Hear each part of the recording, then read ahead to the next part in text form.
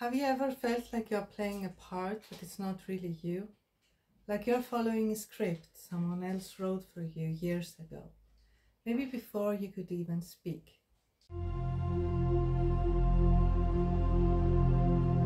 Today we're going to talk about those invisible roles we carry, why they exist, how they shape our lives, and how you can finally break the ones you didn't choose. Let me quickly introduce myself. I'm Elina, a psychologist, a criminal psychologist, and currently a PhD researcher. I'm also a visual artist and a writer. And through KKUM, we combine psychology, art, and culture. We create tools for real transformation.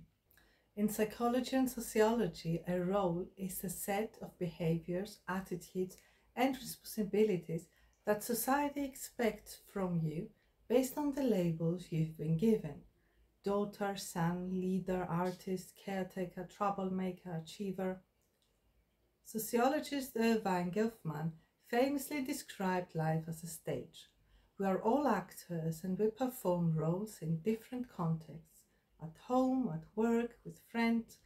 These roles help society function. They create predictability. If you're a teacher, people know what to expect from you. But here's the catch. Many of us didn't choose our biggest roles. They were assigned to us through family expectations, culture, school systems, gender norms, even survival strategies we developed as kids. And once we've been cast in a role, people keep reinforcing it. If you were the quiet one in your family, they might still treat you that way, even if you've changed. If you were the responsible one, you'll be the one they always call in a crisis, whether you want that or not. Of course, roles are not always bad. Some make us feel supported, understood, and aligned with who we are. The problem is, we often inherit roles we didn't choose. Over time, those roles can become so automatic that we mistake them for our actual identity. For me, one of those roles was being serious. On the outside, it looked admirable, mature, composed, dependable. I performed it perfectly, but inside I was suffocating.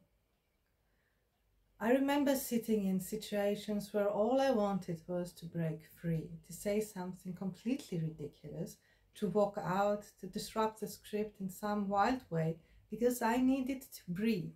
And every time that urge came, another voice would rise in my head, like an inner dictator. No, that's not for you. You're a serious person, that's not how you act. What will people think of you? You have a standard to keep. Besides, these things are not for you. They are for fun people, and you're not fun, you're serious. It wasn't reason. It was my subconscious trained for years to protect the role at any cost. That voice that had kept me in line since I was a child. And the result was a constant quiet anxiety, the kind where your body feels tense, and the constant depression constantly lurking, a depression for not being allowed to live. It was when I realized how well you perform a role says nothing about whether it's truly yours. The real question is, how do you feel living inside it? You might be the perfect caretaker, the reliable friend, the overachiever, but how does it feel? A true role feels energizing, natural, and grounding, even if it's challenging. A borrowed role feels like clothes that fit on the outside, but choke you on the inside. That's the difference between keeping a role because it aligns with you and holding onto it because you've gotten good at playing it. Psychologically, these roles can become part of our identity, what Carl Jung might call a persona, the mask we wear to function in the world. The problem is that when the role doesn't fit anymore, it starts to feel like a cage. There's also a powerful social reason we stay stuck. Breaking a role can threaten group stability. If you've always been the peacemaker, speaking up can unsettle people. If you've always been the helper, saying no can make others uncomfortable. And humans are wired to seek belonging, so we often keep the role just to avoid rejection. In sociology, this is called role expectation and role conformity. and in psychology, it's reinforced by conditioning. The idea that we repeat behaviors that bring acceptance and avoid behaviors that bring conflict. But here's the truth. Keeping a role that drains you is a slow form of self-erasure. Over time, you might not even know who you'd be without it. That's why we created the free KKUM workbook, The Identity Saboteur, Breaking the Role You Didn't Choose. It's not about burning every role down. It's about looking at them one by one and asking, keep, alter, or abandon. Here's the process. Step 1. Role mapping. Name your roles, find where they came from, and identify the signals that keep them alive. Step 2. Identify triggers. Spot the situations that automatically pull you into a role, whether you want it or not. Step 3. The micro-exit. Choose 1 to 2 small actions to weaken a role that feels wrong. Step 4. The role replacement. Write a short statement for a role you'd rather live from, even if it's just a small shift. Step 5. Field test. Try it for a week, tracking not just what happens, but how you feel inside. Step 6. Debrief. Decide which roles you'll keep, which you'll alter, and which you'll let go of. This is the core message.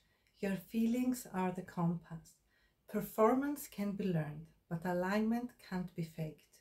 If a role drains you, it's not yours, no matter how good you are at it. And if a role feels deeply right, it doesn't matter if you're still learning to live in it. It's worth keeping. So if you're ready to figure out what's truly yours and what's been assigned to you, grab the free workbook. It's only 3 pages. You can print it or fill it in on your device, and you can start today. Try it. Make it an experiment and see how you feel.